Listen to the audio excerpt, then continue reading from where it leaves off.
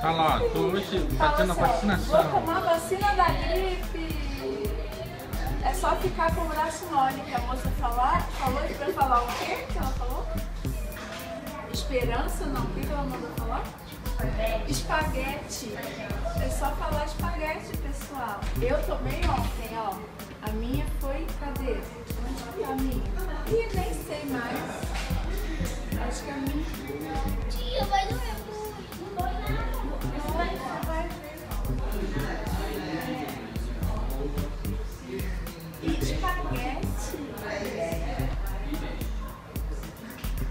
Braço mole, quer tirar a bolsa?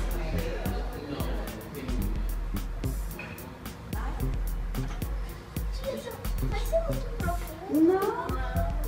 Olha, deixa eu te falar, ele é fininho de silicone, é como se fosse uma picadinha de mosquito, só e mais nada. Braço esquerdo? Não, na direita. Ela escreve na esquerda. Só deixar o braço Deixa o braço mole. bem relaxado. Braço mole pra dizer espaguete. Tia vai limpar primeiro, tá? Braço olha pra lá, porque você não vai ver. Você quer ver? Olha pra lá. Vamos contar. 1, 2, Espaguete.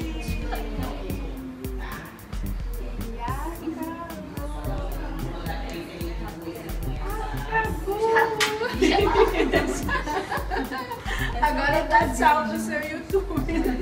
Aí como é que fala no final? Assistam esse vídeo e se você gostou, dá um like, é isso? Um curtir. Obrigada, Tchau, tia, obrigada. Gravando. Então, gente, eu acabei de tomar vacina aqui, o curativo, e não doeu nada. Eu tive mais medo antes do que foi realmente. E se você ainda não tomou vacina e estiver com medo, não se